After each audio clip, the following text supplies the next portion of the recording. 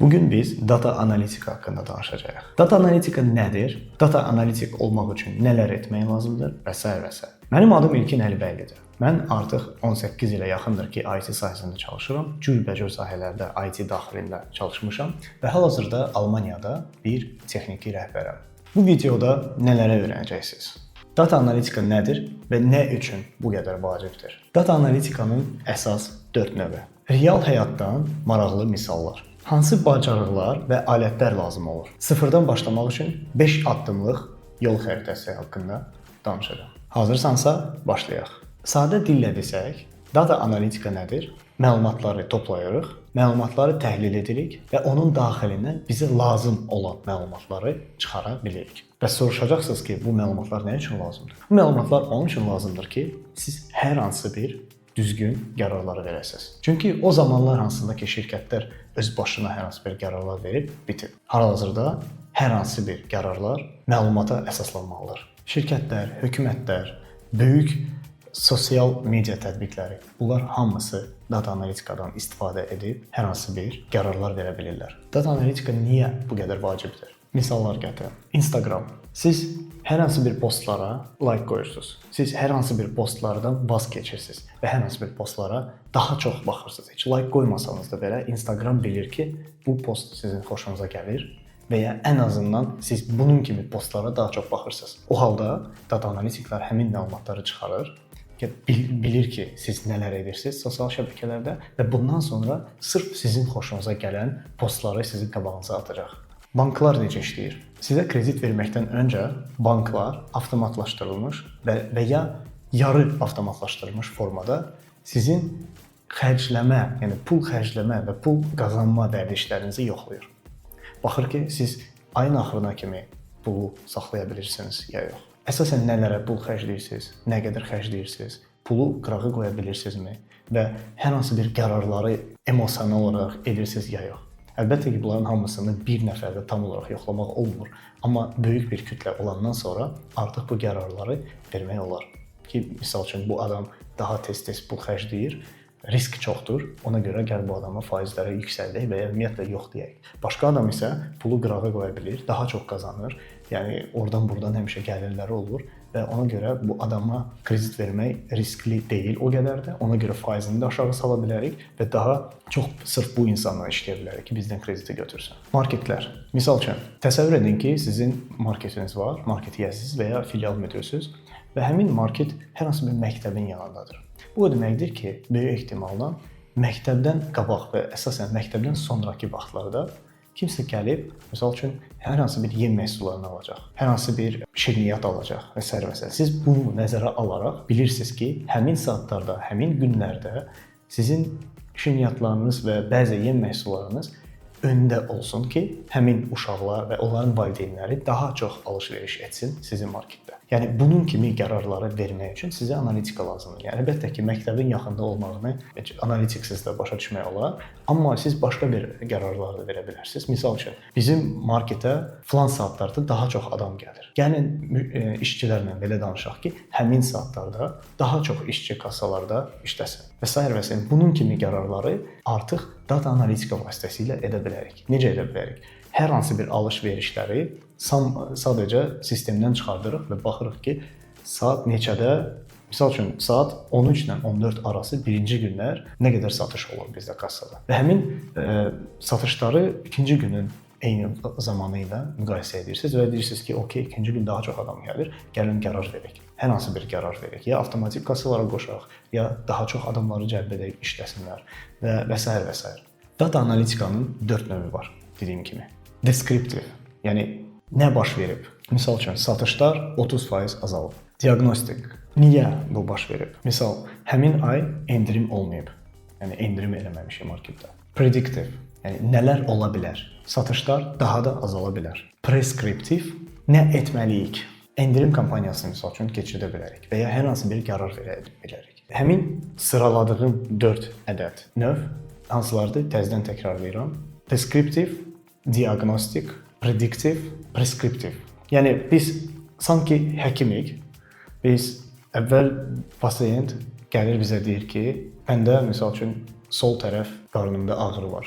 Siz həkim kimi diaqnostika edirsiniz ki, nəyə görə bu baş verə bildi, nəyə görə belə bir şey oldu. Sonra fikirləşirsiniz ki, bu xəstəlik başqa bir xəstəliyə gətirə bilər və bundan sonra hər hansı bir problem ola bilər bu insanda və preskriptiv, yəni dərman yazırsınız. Deyirsiniz ki, filan dərmanı iç və ya get təmiz hava, nəfəs al və ya çoxlu su iç və bundan sonra bu problem aradan qalxacaq. Yəni data analitiklər elə sanki həkimlərdir, hansı ki biznesi müalicə edir. Amma biznesi müalicə etmək üçün əlbəttə ki, siz bu insan haqqında bütün məlumatları toplamalısınız, onun kartına baxmalısınız ki, nələr baş verib. Ondan soruşmalısınız ki, dünən nə etmisiniz, ondan qabaq nə olub və s. və s. Və bütün bu məlumatları toplayandan sonra siz hər hansı bir qərar verə bilirsiniz. Amma heç bir məlumatınız yoxdursa qərar vermək risklidir. Çünki siz bilmirsiniz bundan qabaq nə olub ki, siz öncədən biləsiniz ki, nə baş verəcəksiniz hər hansı bir qərar versəniz. Və bu 4 növ əslində birgə çalışır. Yəni siz ayrıca ancaq preskriptivi edə bilmərsiniz. 4 növ data analitikada 4'ü də birgə bir orqanizm kimi çalışmalıdır. Bir neçə başqa nümunə də gətirim sizə. Təsəvvür edin ki, yenə də supermarketdən danışaq. Siz bilirsiniz ki, hər hansı bir məhsul daha çox satılmağa başlayıb. Analitikaya görə bilirsiniz onu. Sonra isə baxırsınız ki, həmin məhsulu alan insanlar adətən eyni kassada, eyni çekin içində başqa nəyi alır? Əgər, misal üçün, makaron alan adam həm əti də alırsa hər dəfə, siz gərək elə edəsiniz ki, makaronla ət yaxın bir yerdə yerləşsin. Ki, insanlar hansı ki, ətlə makaronu xoşlayır, dərhal onların ikisini də görüb, ikisini də alsınlar. Bu halda nə baş verir?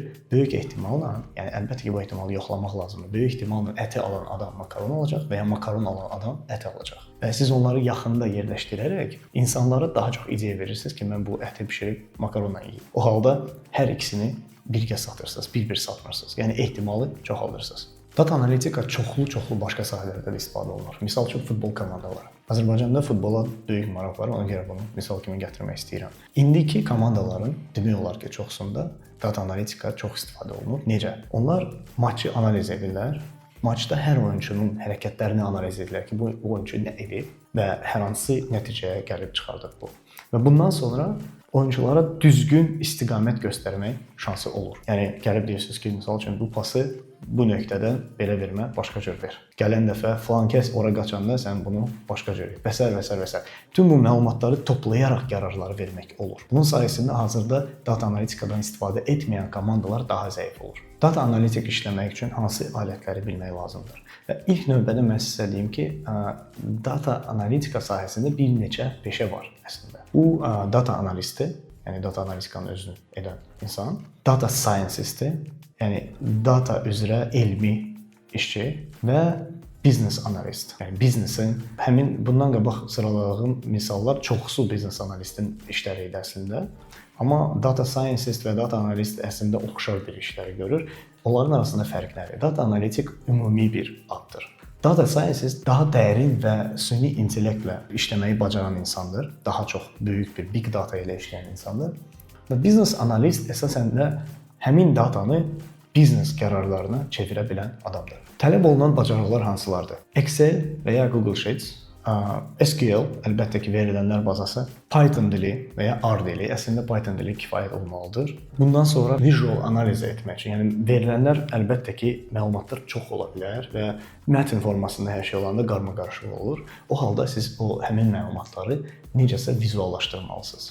İndi süni intellektdən istifadə edib bunu etmək olar əlbəttə ki, amma Tableau və Power BI kimi applardan da istifadə edə bilərsiniz. Həmin böyük həcmdə olan məlumatları düzgün qrafiklərlə göstərmək üçün. Bunların heç birini bilmirsinizsə, növbəti addımda mən sizə haradan və necə başlamalı haqqında danışacağam. Sıfırdan başlamaq istəyənlər üçün 5 addımlıq bir plan.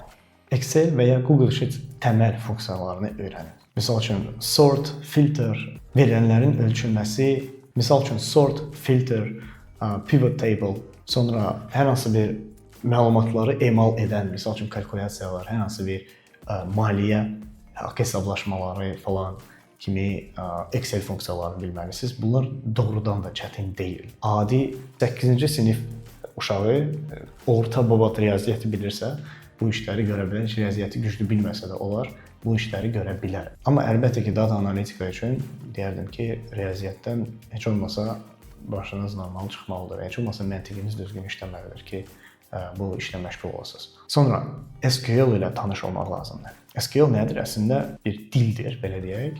Verilənlər bazası daxilində hər hansı bir məlumatları emal etmək üçün, məlumatları yazmaq üçün və məlumatları oxumaq üçün lazım olan bir vasitədir. Power BI və ya Tableau bu adi proqramlardır. Adi deyəndə proqramlardır, hansında ki öyrənmək olar. YouTube-da çoxlu videolar var. Həm SQL, həm Excel, həm bu Power BI və Tableau kimi applicationlar üzrə və data analitika üzrə işə götürəndə əlbəttə ki, həmin proqramlarla işləyib işləməməyinizi soruşurlar. Python dili. Siz data analitika ilə məşğulsunuzsa, o demək deyil ki, siz sırf proqramçı olmalısınız. Amma heç olmasa Pythonun əsaslarını bilməlisiniz və proqramlaşdırmanın çox belə sadə əsaslarını heç olmasa bilməlisiniz ki, həmin məlumatları düzgün emal edə biləsiniz. Çünki məlumatların düzgün emal edilməsi elə işin yarısı deməkdir. Və 5-ci addım, çox vacib addımdır. Həmin bundan qabaq sıraladığım məsələlərin hamısını bilsəniz belə, yenə də o demək deyil ki, sizi dərhal işə götürəcəklər bu sahə üzrə. Siz hər hansı bir portfolio hazırlamalısınız. Siz hər hansı bir verilənləri tapmalısınız internetdən və ya hər hansı bir dost tanışın, marketi, nə bilim, dost tanışın hər hansı bir işi varsa, həmin işdə məlumatları toplayın. O məlumatlar üzrə başlayın işləməyə, eksperiment etməyə. Bu qədər məlumat var, bu məlumatlarla nə edə bilərik, hansı qərarlar verə bilərik və eksperiment edin. Daimi olaraq yoxlayın özünüzü. Eləyin və bundan sonra mən deyim ki, bu portfolio nə üçün var? Siz portfolio kimi gedib müsahibədə hamıya bunu göstərməyəcəksiniz.